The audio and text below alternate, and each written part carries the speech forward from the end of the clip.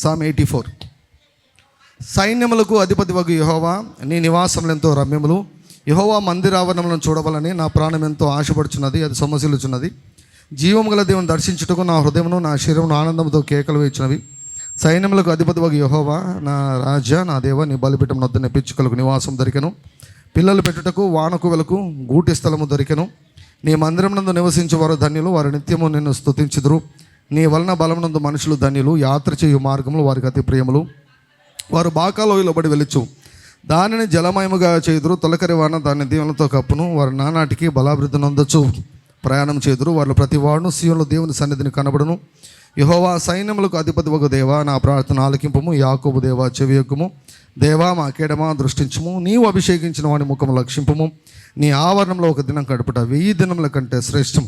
భక్తినుల గుడారములలో నివసించుట కంటే నా దేవుని మందిరము ద్వారమున దూనుట నాకు ఇష్టము. దేవుడైన యెహోవా సూర్యుడును కేడమై ఉన్నాడు. యెహోవా కృపయు ఘనతయు అనుగ్రహించును. యథార్థముగా ప్రవర్తించు వారికి ఆయన ఏ మేలును చేయకమాడు. సైన్యములకు అధిపతివగు యెహోవా, నీ యందు నమ్మిక ఉంచువారు ధన్యులు. హల్లెలూయా. రండి, ఆదికాండము 8వ అధ్యాయము. ఆదికాండము 8వ అధ్యాయము 20, 21, 22. అప్పుడు నోవహు యెహోవాకు బలిపీఠం కట్టి పవిత్ర పక్షులన్నిట్లోనూ కొన్ని తీసుకొని ఆ పీఠం మీద దహన బలి అర్పించును. అప్పుడు యెహోవా ఇంపైన సువాసన ఆగ్రహించి ఇక మీదట నరులను బట్టి భూమిని మరలా శపించును. ఎందుకనగా నరుల హృదయ ఆలోచన వారి బాల్యం నుండి చెడ్డది. నేను ఇప్పుడు చేసిన ప్రకారంగా ఇకను సమస్త జీవులను సంహరింపను. భూమి నిలిచినంత వరకు వెదకాలంను, కోతకాలంను, శీతోష్ణములను, వేసవి శీతాకాలమును, రాత్రింపగలను ఉండక మానవని తన హృదయంలో అనుకొనెను. స్తుతి సువాసన గురించి మనం విస్తారంగా ధ్యానిస్తున్నాం. హల్లెలూయా. స్తుతులు మన యొక్క పరిచర్యలో మాత్రమే కాదు, అనేక చోట్ల 1000 స్తుతులు విస్తరిస్తూ ఉన్నాయి. హల్లెలూయా. ఈ స్తుతుల ద్వారా అనేకులు బలపడుతున్నారు, అనేకులు చాలా బలంగా తయారవుతున్నారు. దేవునితో వారు ఎక్కువ సమయము వారు గడపగలుగుతున్నారు. హల్లెలూయా. స్తుతి ఆరాధన యొక్క ప్రాముఖ్యతను గురించి మనము చాలా విస్తారంగా అధ్యయనం చేస్తున్నాం. గడిచినటువంటి వారం మనం చూసాం. దావీదు తాను రాజైన తర్వాత దావీదు తన ఇల్లు కట్టించుకున్న తర్వాత యెహోవా మందసాన్ని తన రాజ్యంలోనికి తీసుకుని వచ్చే ప్రయత్నము చేశాడు. God did not tell David to bring the Ark of Covenant. మందసాన్ని నీ రాజ్యంలోనికి తీసుకుని వచ్చి పెట్టు అని దేవుడు దావీదుకు చెప్పలేదు. దావీదుకు కలిగింది, దావీదుకు మనసులో హృదయంలో పుట్టింది. దావీదుకు మందసాన్ని నేను తీసుకుని రావాలి. What is this ark of covenant? ఈ మందసం అంటే ఏంటి? What is this arc? చాలా విస్తారమైనటువంటి దాని గురించిన వివరణ ఉంది. బట్ క్లుప్తంగా మీకు ఎంత కావాలంతే చెప్తాను. What is the importance of that arc? Arc అంటే మనం సన్నిధి అని అన్నాం. మందసము, తెలుగులో మందసము, ఆర్క్ ఆఫ్ కవెనెంట్, నిబంధన మందసము. సులభంగా చెప్పాలంటే దేవుని సింహాసనము. Hallelujah. It is the ark of covenant is nothing but it is the throne of God. రాజు కుర్చీలో కూర్చున్నాడు దావీదు, రాజు సింహాసనం కూర్చున్నాడు. అరే, నన్ను రాజుగా చేసినటువంటి రారాజు ఎక్కడో ఉన్నాడు. ఇశ్రాయేలులకు విజయానికి ఇచ్చుటకు అతి కీలకమైనటువంటి కారణం ఏమిటంటే మందసం. ప్రపంచంలో ఆ కాలంలో బాగా వినండి, ఆ కాలంలో ప్రపంచమంతటా చూస్తే దేవుడు 24 గంటలు ఒక చోట అందుబాటులో ఉండేవాడు. In only one place God was available in those days over all the earth. ఇంకా ఒక మాటలో చెప్పాలంటే that was the address of God. That was the address of God. అది దేవుని యొక్క అడ్రస్, అది దేవుని యొక్క కుర్చీ, అది దేవుని యొక్క సింహాసనము. ఎప్పుడైతే ఆ మందసాన్ని ఎలా యాజకులు భుజాల మీద మోయాలి, యాజకులు భుజాల మీద మోయాలన్నమాట మందసాన్ని. ఆ మందసాన్ని ఎప్పుడైతే యుద్ధంలోనికి తీసుకొని వెళ్తారో ప్రతి యుద్ధంలో వారు గెలిచేవారు. మందసం ఉంటే ఎందుకు గెలుస్తారంటే దేవుడు కుర్చీలో కూర్చున్నాడు, దేవుడు సింహాసనాసీనుడై ఉన్నాడు కాబట్టి వారికి విజయం తర్వాత విజయం వచ్చేది. కాబట్టి ఫిలిస్తీయులు ఏం చేశారంటే అరే వీరు గెలిచేదానికి అతి ముఖ్యమైన కారణము ఈ మందసం కదా, దీన్నే ఎత్తుకెళ్తే సరిపోతుంది కదా, దీని నుంచి వీరిని వేరు చేసేస్తే సరిపోతుంది కదా. ఈ ఇశ్రాయేలు నుండి ఈ మందసాన్ని వేరు చేసేస్తే మన ప్రాబ్లం సాల్వ్ అయిపోతుంది కదా అని చెప్పేసి ఈ ఏలీ టైంలో, ఈ ఏలీ యొక్క ఆఖరి రోజులో ఎందుకు పనికి రాకుండా పోయాడు ప్రవక్త, ఏలీ ప్రవక్త. ఇంకా ఆయన ఇద్దరు కొడుకుల వారు ఇంకా భ్రష్టులు అయిపోయారనమాట. ఎప్పుడైతే యాజకుడు ఆయన పిల్లలు భ్రష్టుడు అయిపోతారో ఏమైపోయింది తెలుసా, ఆ మందసాన్ని ఫిలిస్తీయులు ఎత్తుకుని పోయారు. మందసం పోయిందంటే దేవుడు వెళ్ళిపోయాడు, మందసం పోయిందంటే ఆధారం పోయింది, మందసం పోయిందంటే సన్నిధి పోయింది, మందసం పోయింది అంటే సంతోషం పోయింది. ఇశ్రాయేలు ఏడ్చారు, మందసం పోతే ఇంకా మొత్తం సర్వం కోల్పోయినట్లే. They lost God. ఫిలిస్తీయులు తీసి పెట్టుకున్నారు, 7 నెలలు పెట్టుకున్నారు, ఏం కాలేదు. 7 నెలలు సంపూర్ణమవుతూనే చాలామంది అనుకుంటారు, నేను ఏం చేసినా చెల్లుతుంది, నేను ఏం మాట్లాడినా చెల్లుతుంది, నేను ఏమి కెలిగినా చెల్లుతుంది, నేను ఎవరిని ముట్టుకున్నా చెల్లుతుంది. అదేదో సామెత ఉంది కదా, 101 తప్పని 101 తప్పని 100 తప్పులు చేసినా ఏమి కాదంట. దానికి ఒక్కటి అట్లా ఆడైతే, ఇప్పుడు ఒక బండ ఉంటుందండి, దాన్ని శుద్ధ తీసుకొట్టినప్పుడు 99 సార్లు కొడతాం, ఏం కాదు. లాస్ట్ దెబ్బతుంది కదా పగిలేది. అంటే ఆ ఒక్క దెబ్బతో కాదు, ఇవన్నీ కూడా చేస్తుంటాయి. వీటి ద్వారా చీలికలు జరుగుతుంటాయి, జరగవలసిన నష్టం జరుగుతుంటుంది, కానీ కల్లా కనిపించదు. 7 నెలలు ఉంది, 7 నెలలు పెట్టుకున్నది, ఏం కాలేదు అనుకున్నారు. 7 నెలలు అయిపోయి లోపల ఆల్రెడీ ఎప్పుడో ఫస్ట్ స్టార్ట్ అయిందన్నమాట. లోపల ఎప్పుడో ఫస్ట్ స్టార్ట్ అయింది. అది ఏమైపోయిందంటే పుండ్లు అయిపోయాయి. రోగాలు వస్తే ఇంకా దిక్కు తెలియక తట్టుకోలేక అల్లాడి ఆ మందసానికి దండం పెట్టి మందసాన్ని పంపించేశారు. హల్లెలూయా. అది వేరే పొలంలోకి పోయింది. దగ్గర ఫర్ 70 years, కొన్ని దశాబ్దాలు మందసానికి ఇశ్రాయేలు దూరంగా ఉండిపోయారు. సౌలును రాజుగా చేశాడు, సౌలు రాజు అయ్యాడు. అస్సలు పట్టించుకోలేదు మందసాన్ని, పట్టించుకోలేదు సౌలు. మన దృష్టిలో సౌలు కంటే దావీదే ఎక్కువ పాపి, అంతే కదా.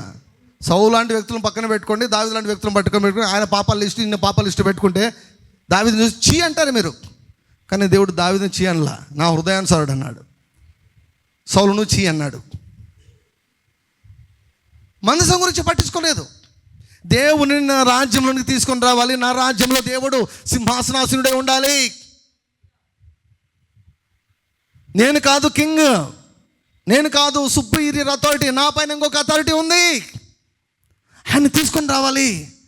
మా విజయానికి ఆధారమైనటువంటి మందసాన్ని తీసుకొని రావాలని ప్రయత్నము, ఆలోచన కూడా పుట్టలేదు. అయితే దావీదు రాజు అయిన వెంటనే దావీదుకు పుట్టిన ఆలోచన ఏంటంటే తెలుసా, నా పైన ఉన్నటువంటి రాజు, నన్ను రాజుగా అభిషేకించి నన్ను రాజుగా నియమించినటువంటి రారాజు అయినటువంటి ఆ యేసయ్య యొక్క మందసం ఉండవలసింది ఎక్కడో పొలాల్లో కాదు, ఊరి బయట కాదు, యెరూషలేములో సెంటర్లో ఉండిపోవాలి. గుడారం వేసాడు, గుడారం వేసి ప్రయత్నం చేశాడు. 30,000 మందిని తీసుకొని పోయాడు. 30,000 మందిని తీసుకొని వెళ్ళి ఆ యొక్క మందసాన్ని తీసుకొని వచ్చే ప్రయత్నం చేస్తే, ఆ మందసాన్ని తెచ్చేటప్పుడు ఏం జరిగిందో లాస్ట్ టైం మనం చూసాం. సో మందసాన్ని కొత్త బండి మీద ఎక్కించుకొని తీసుకొని వచ్చారు. కానీ దేవుడు అలా చెప్పలేదే. దేవుడు ఏమన్నాడు, లేవీయులు తమ భుజాల మీద మందసాన్ని మోయాలి. మీరు ఎప్పుడైనా క్రికెట్ మ్యాచ్ కానీ ఫుట్బాల్ మ్యాచ్ కానీ గెలిచిన తర్వాత మీరు ఎప్పుడైనా చూసారా, ఆ మ్యాన్ ఆఫ్ ది మ్యాచ్ కానీ లేకపోతే బాగా ఆడినటువంటి వారిని ఏం చేస్తారు తెలుసా, భుజాల మీద ఎక్కించుకొని తీసుకున్నాం, వెనక్కి తీసుకున్నాం, భుజాల మీద ఎక్కించుకొని ఏం చేస్తారు, ఊరేగిస్తారు. భుజాల మీద ఎక్కించుకొని ఊరేగిస్తారు. బండి మీద కాదు, భుజాల మీద. లేవీలంట దేవుని మందసాన్ని అంటే దేవుని భుజాల మీద ఎక్కించుకోవాలా. హల్లెలూయ.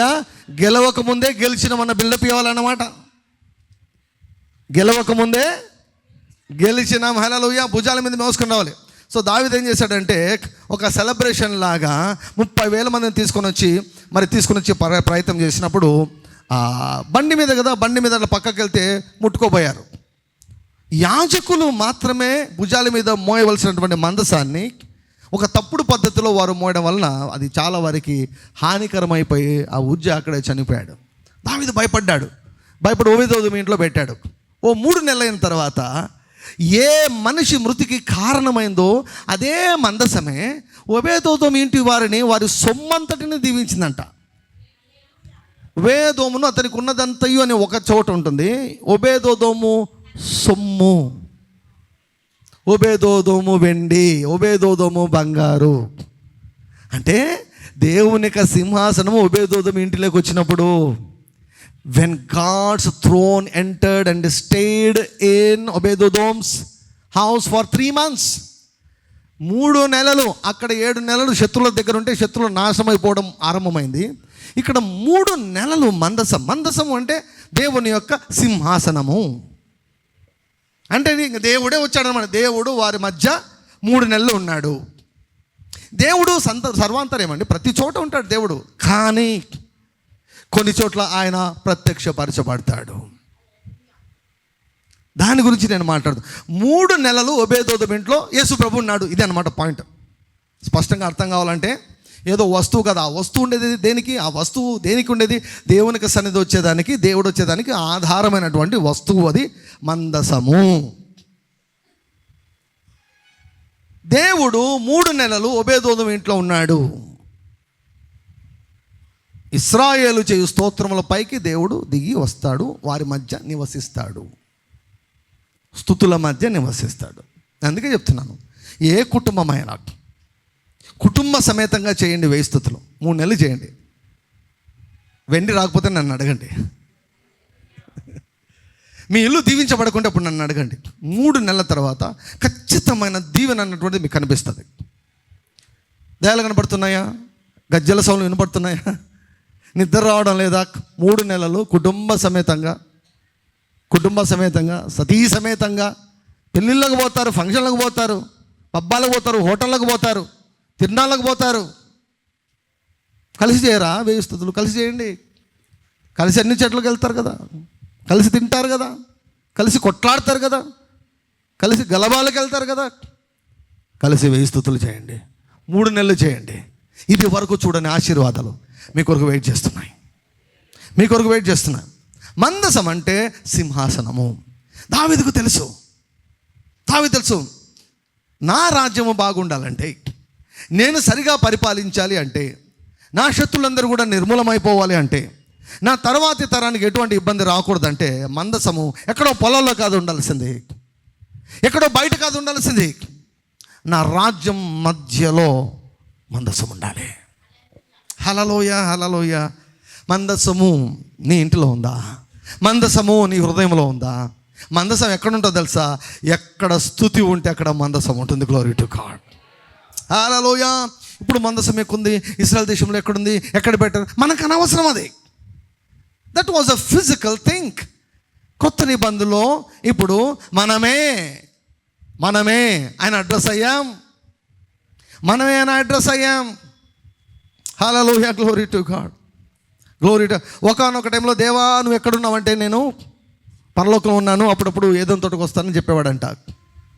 తర్వాత అడిగంట ప్రభువా నీ అడ్రస్ ఎక్కడంటే ప్రత్యక్ష గుడారంలో అన్నాడంట. అతి పరిశుద్ధ స్థలంలోకి వచ్చిపోతుంటాను అన్నాడంట. తర్వాత ప్రభువా నీ అడ్రస్ ఎక్కడా అంటే మందసము అన్నాడంట. తర్వాత ప్రభువా నీ అడ్రస్ ఎక్కడంటే సొలొమోను మందిరము అన్నాడంట. తర్వాత ప్రభువా నీ అడ్రస్ ఎక్కడ అంటే నజరేయుడైన యేసు అన్నాడంట. తర్వాత నీ అడ్రస్ ఎక్కడా అంటే ఆర్డిజే అన్నాడంట. మీ పేరు అన్నాడంట, మనిషి పేరు అన్నాడంట. ఎందుకంటే ఆయన ఇక్కడ నివసిస్తున్నాడు. హల్లెలూయా. ఇక్కడ నివసిస్తున్నాడు, కానీ ప్రత్యక్షపరచబడడం లేదే. ప్రత్యక్షపరచబడాలి అంటే స్తుతించాలి. స్తుతించాలి. 132వ కీర్తన. యెహోవా, దావీదునకు కలిగిన బాధలన్నిటినీ అతని పక్షమున జ్ఞాపకం చేసుకునుము. అతడు యెహోవాతో ప్రమాణపూర్వకంగా మాట ఇచ్చి యాకోబు యొక్క బలిష్ఠునికి మ్రొక్కుబడి చేసెను.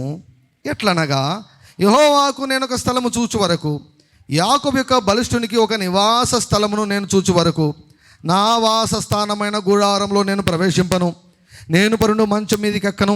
నా కన్నులకు నిద్ర రానియను, నా కన్ను రెప్పలకు కునికిపాటు రానియనను. అది ఎఫ్రాతాలో ఉన్నదని మేము వింటిమి. యాయీరు పొలములో అది దొరికెను. ఆయన నివాస స్థలమునకు పోదము రండి. ఆయన పాదపీఠం ఎదుట సాగిల పడదము రండి.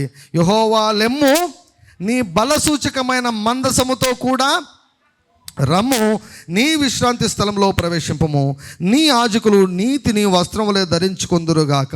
నీ భక్తులు ఉత్సాహగానము చేయుదురుగాక. మోషే కాలంలో దేవుడు మోషేకు భవిష్యత్తు గురించి కొన్ని విషయాలు స్పష్టంగా చెప్పాడు. ఆ భాగాన్ని ఒకసారి చూపిస్తాను. ద్వితీయోపదేశకాండము 12వ అధ్యాయం. 5వ వచనం. ద్వితీయోపదేశకాండము 12వ అధ్యాయం 5వ వచనం.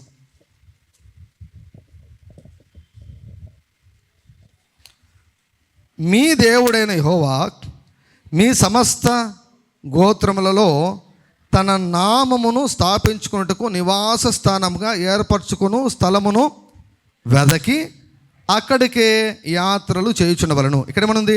తన నామమును స్థాపించుకున్నట్టుకు నివాస స్థలము. 11వ వచనము చివరి భాగం. తన నామమునకు నివాస స్థానముగా ఏర్పరచుకును స్థలమునకే మీరు తీసుకొని రావలెను. అంటే దేవుడు మోషేకు ఏం చెప్తున్నాడంటే, ఒకానొక టైంలో ఒక సమయం వస్తుంది, అక్కడ నేను ఒక స్థలమును నేను కోరుకున్నాను. ఆ స్థలంలో నేను ఉండబోతున్నాను. ఆ స్థలంలో 24/7 నేను ఉండబోతున్నాను. This is very important. మందసము అంటే అక్కడ 24/7 దివారాత్రములు దేవుడు అక్కడ, దేవుని మహిమ, షకైనా గ్లోరీ, షకైనా మహిమ అక్కడ 24 గంటలు అందుబాటులో ఉంటుంది అని అర్థం. Hallelujah. So I have chosen a place. నా నామమునకు జ్ఞాపకార్థంగా నేను ఒక స్థలమును నేను చూసుకుని ఉన్నానని మోషేకు ముందుగానే చెప్పాడు. సో కాబట్టి ఇప్పుడు ఆ మాటను దావీదు గ్రహించమన్నాడు. దావీదు ఒకవైపు ఏమో శ్రమలు ఉన్నాయి. దావీదుకు శ్రమలు ఉన్నాయి కదా. దావీదు యొక్క శ్రమలంతా ఘనపరిచే మహాగణుడు సిరీస్లో దావీదు మొత్తం చరిత్ర అంతా మనం చూసాం. మనం అభిషేకించబడిన నాట నుండి రాజుగా నియమించబడిన నాటి వరకు ఆయన ప్రయాణాన్ని అంతా మనం చూసాం. ఎన్ని బాధలు పడ్డాడు, ఎన్ని వేదనలు పడ్డాడు, ఎన్ని అవమానాలు పడ్డాడు, ఎన్ని తృణీకరాలు, ఎన్ని రకాల భయాలు, ప్రాణాన్ని అరచేతిలో పెట్టుకొని తిండి లేక, తీర్థం లేక, పడుకునే దానికి చోటు లేక, ఉండేదానికి చోటు లేక, పారిపోయి భయంకరమైనటువంటి శ్రమను అనుభవించినప్పుడు దావీదు అన్నాడు, ప్రభువా నన్ను రాజుని చేస్తే ఆ మందసాన్ని పట్టుకొని వస్తా. నీవు కోరుకున్నావు కదా, ఒక స్థలాన్ని కోరుకున్నావు కదా. కాబట్టి ఏం చేశాడు తెలుసా? దావీదు తన శ్రమలో ఒక మురుకుబడి చేశాడు. ఏం చేశాడు తెలుసా? నేను నీకు స్థలం తీసి పెడతా, నేను నీకు స్థలం తీసిస్తాను, నా బాధలను జ్ఞాపకం చేసుకుని త్వరగా విడిపించు, నేను నీకు స్థలం తీసి పెడతా, నీకు పర్మనెంట్ స్థలం తీసి పెడతా. రాజు అయ్యాడు. నేను రాజు అయిన తర్వాత నేను చేయబోయే మొట్టమొదటి పని ఏమిటంటే, నీ కొరకు స్థలం కొంటాను. దయచేసి సేవ చేస్తున్నటువంటి వారు చాలామంది పాస్టర్స్, చాలామంది దైవజనురాలు లైవ్లో చూస్తూ ఉంటారు. తర్వాత అయినా చూస్తారు. మీకు అందరికీ తెలియజేస్తున్నాం, దేవుణ్ణి ఎప్పుడు కూడా బాడుగ స్థలంలో దయచేసి పెట్టద్దండి. మీరైనా బాడుగ ఇంట్లో ఉండండి, కానీ దేవుణ్ణి దయచేసి బాడుగ స్థలంలో పెట్టొద్దు. ఇప్పుడు బాడుగ స్థలాల్లో మీరు ఉన్నందుకు మీరు ఏమాత్రం మీరు చింతించవద్దు, కానీ అసలు మీరు రాజీ పడకూడదు. పర్వాలేదులే, రెంట్ తక్కువే, మాకేం పెద్ద ఒత్తిడి లేదు, బాగానే నడుస్తుంది, ఏం పర్లేదు. నో, దావీదు ఏమన్నాడు? యెహోవా కొరకు చూద్దామా 132 కీర్తన. దేవునికి సొంత స్థలం లేకపోతే నిద్ర పట్టకూడదు మనకు. దేవునికి సొంత స్థలం లేకుంటే, చర్చిలు సొంత స్థలాల్లో లేకుంటే నిద్ర పట్టకూడదు. దావీదులాగా ఉండాలనుకుంటే. యాకోబు యొక్క బలిష్ఠునికి మొక్కుబడి చేసెను. ఎట్లనగా, యెహోవాకు నేను ఒక స్థలము చూచు వరకు, యాకోబు యొక్క బలిష్ఠునికి నేను ఒక నివాస స్థలం నేను చూచు వరకు నా వాస స్థానమైన గుడారంలో నేను ప్రవేశింపను. నేను పరుండు మంచం మీదకి ఎక్కను. నా కన్నులకు నిద్ర రానియను. నా కన్ను రెప్పలకు కునికిపాడు రానియనను. వెతికాడు, అది ఎఫ్రాతలో ఉన్నదని మేము వింటిమి. యాయీరు పొలంలో అది దొరికెను. I always desire to have own place for church. 5 చోట్ల మనం చర్చిలు కట్టాం. 5 చోట్ల చర్చిలు కట్టాం. 5 మన సొంతమే. 5 మన సొంతమే. ఏది బాడుగ లేదు. అనంతపురంకి వెళ్ళాం, అక్కడ బాడుగదానిలో ఉన్నాం, తాత్కాలికంగా ఉన్నాం. కానీ నా టార్గెట్ ఏంటి? స్థలం. నాకంతే. I'm like David. నేను కూడా దావీదులాగానే నేను కోరుకున్నా. నా తండ్రికి సొంత స్థలం ఉంది. నా తండ్రికి నేను సొంత స్థలం తీసి ఇచ్చాక నేను 10 సంవత్సరాలు నేను బాడుగింట్లో ఉన్నాను. నేను for 10 years I was in a rented house. నేను బాడుగింట్లో ఉన్నా పర్లేదు. నా యేసయ్య బాడుగ స్థలంలో ఉండకూడదు. తన సొంత స్థానంలో ఉండాలి. తన సొంత స్థలంలో ఉండాలి. Glory to God. హల్లెలూయా. సేవకులైనటువంటి వారు మరి మాకెందుకు రాలేదంటే, నాలా కోరుకోండి, దావీదులా కోరుకోండి. నీ యొక్క కోరిక మండితే అప్పుడు దేవుడు ఇస్తాడు. హల్లెలూయా. నీ కోరిక మండుతూ ఉంటే అప్పుడు దేవుడు ఇస్తాడు. పర్లేదులే, నడుస్తుందిలే, ఏం కాదు, రెంట్ వస్తుంది, వాళ్ళు ఇస్తున్నారు, వీళ్ళు ఇస్తున్నారు, కానుకలు సరిపోతున్నాయి, రెంట్ కుదురుతుంది, సరిపోతుందంటే నో, అలా రాజీ పడద్దు. దావీదు చూడు, ఇక్కడ దేవుని యొక్క సన్నిధి సొంత స్థలంలో ఉండాలి. దావీదు స్థలమును కొని ఊరికేస్తామంటే ఏమన్నాడు తెలుసా దావీదు? నో, డబ్బులు ఇచ్చుకుంటానన్నాడు. హల్లెలూయా. ఎవరైనా మీకు ఇస్తామంటే తీసుకోండి, నో ప్రాబ్లం. మళ్ళీ మీరు అట్లేం కూడా వెళ్ళొద్దు. నేను ఊరికే తీసుకొని డబ్బులు ఇస్తానని చెప్పొద్దు. Hallelujah. When God inspire somebody. మీరు కూడా ప్రియులారా, విశ్వాసులారా, దేవుని మందిరానికి మేలు చేసే మొక్కుబడులు చేసుకోండి. దేవుని మందిరానికి ఉపయోగపడే మొక్కుబడులు చేసుకోండి. మీ దుఃఖ దినాల్లో, మీ యొక్క దుఃఖ కాలంలో, మీ శ్రమలలో, మీ ఇబ్బందులలో, మీ అప్పులలో దేవునికి మొక్కుబడి చేసుకునే, ప్రభువా దీని నుంచి నన్ను బయటికి, నీ మందిరానికి నేను ఇది చేస్తా, నీ మందిరానికి నేను ఇది చేస్తా, నీ మందిరానికి ఇది నేను చేస్తా. 0 రోడ్లో ఉన్న స్థలం సరిపోతుందా మనకు? సరిపోతుందా? కనీసం అంటే 5 ఎకరాలు కావాలి. కనీసం అంటే నెక్స్ట్ ఇక్కడ 0 రోడ్లో నుంచి ఫస్ట్ 0 రోడ్లో అడుగు పెడతాం. ఏమండి, అక్కడ తాత్కాలికమే అక్కడంతా అన్ని ఆఫీసులే ఉంటాయి, ఆఫీసులు ఉంటాయి, స్టూడియోలు ఉంటాయి, ఇవన్నీ కూడా ఉంటాయి. తాత్కాలికమే. నెక్స్ట్ వెంటనే మినిమం అంటే 5 ఎకరాలు స్టార్టింగ్. మినిమం అంటే 5 ఎకరాలు. ఆ విశాలమైన స్థలంలోకి వెళ్ళిపోతాం. సొంత స్థలంలోకి మనం వెళ్ళిపోతాం. హల్లెలూయా. We have been praying, we have been sowing, we have been releasing our faith. ఏమేమి చేయాలో అన్నీ చేస్తున్నాం. టైం వచ్చిన వెంటనే అది మన చేతికి వచ్చేస్తుంది. Glory to God. హల్లెలూయా. 10 సంవత్సరాలు బాడిగింట్లో ఉన్నాను నేను. నా దేవుని మాత్రం బాడిగింట్లో పెట్టలేదు. Thank you lord Jesus. అనంతపురంలో అంతే. అనంతపురంలో ఎప్పుడు కొనాలి, ఏం కొనాలి, ఎట్లా కొనాలి? నేను నమ్మేది ఎప్పుడు కూడా మొదటి సంవత్సరం కాళ్ళు నిలదొక్కోవాలి. ఎందుకంటే మొగ్గగా ఉన్నప్పుడు తుంచివేయడం చాలా సులభం అన్నమాట. మొగ్గగా ఉన్నప్పుడు తుంచివేయడం చాలా సులభం అనమాట. మొగ్గగా ఉన్నప్పుడు తుంచివేయడం చాలా సులభం. కాబట్టి సాతాను అన్ని రకాల ఒత్తిడులు తీసుకొని వస్తాడు. నిలదొక్కడం ముఖ్యం ఫస్ట్. కొన్నిసార్లు నువ్వు ఏం సాధించాల్సిన అవసరం లేదు, నువ్వు బ్రతికుండడం ముఖ్యం. కొంతమందికి అర్థమవుతుంది ఇది, అందరికీ అర్థం కాదు ఈ మాట. కొన్నిసార్లు నువ్వు ఏమి సాధించాల్సిన అవసరం లేదు, ఏది సంపాదించాల్సిన అవసరం లేదు, నువ్వు బ్రతికుండడం ముఖ్యం. జస్ట్ నువ్వు అలా ఉంటే చాలు. హల్లెలూయా. Glory to God. నిర్ణయకాలం వరకు నువ్వు బ్రతికుంటే చాలు. హల్లెలూయా. సో ఇలా మండే ఆశ ఉంటే దేవుడు ఇస్తాడు. ప్రభా నేను మంచం ఎక్కను, నేను పడుకోను, నీకు సొంత స్థలం తీసి పెట్టాలి. ఎందుకు సొంత స్థలం అంటే మందసాన్ని తీసుకొని వచ్చి అక్కడ పెట్టాలన్నటువంటిది దావీదు యొక్క ఉద్దేశం. కాబట్టి స్థలం తీసేసుకున్నాడు, స్థలం కొనేసుకున్నాడు. 30,000 మందిని తీసుకొని వెళ్ళి ఒబేదోదం ఇంటి దగ్గర తెచ్చాడు. ఒబేదోదం ఇంటి దగ్గర నుంచి యెరూషలేం వరకు, దావీదుపురం వరకు, యెరూషలేం వరకు ఎంత దూరం ఉందని నేను చూశాను. మొత్తం మ్యాప్లో చూస్తే ఖచ్చితంగా చెప్పాలంటే తాడిపత్రి టు బుగ్గ, భోగ సముద్రం, తాడిపత్రి నుంచి బుగ్గ 12 కిలోమీటర్లు. ఒబేదోదం ఇంటి నుంచి మందసం ఉంచవలసినటువంటి స్థలం వరకు 12 కిలోమీటర్లు. 12 కిలోమీటర్లు దావీదు ఒకసారి పొరపాటు చేశాడు కనుక ఈసారి పొరపాటు చేయకూడదు అని ఎలా దేవుని యొక్క సన్నిధిని అక్కడికి వెళ్ళాలని ప్రయత్నం చేశాడంటే 6 అడుగులకు, అంటే ఈ నుంచి బుగ్గ వరకు ఇమాజిన్ చేయండి, 12 కిలోమీటర్లు, 6 అడుగులు వేయడం, ఆగిపోవడము, బలి అర్పించడము, కాల్ చేయడము, మళ్ళీ దారి పొడుగున. చూసేదానికి మాత్రం చాలా భయంకరంగా ఉంటుంది ఆ సీను. ఎందుకు? 12 కిలోమీటర్లు రక్తము ఏరులాగా పారుతూ ఉంటుంది. రక్తం రక్తం రక్తం రక్తం రక్తం రక్తం రక్తం రక్తం రక్తం.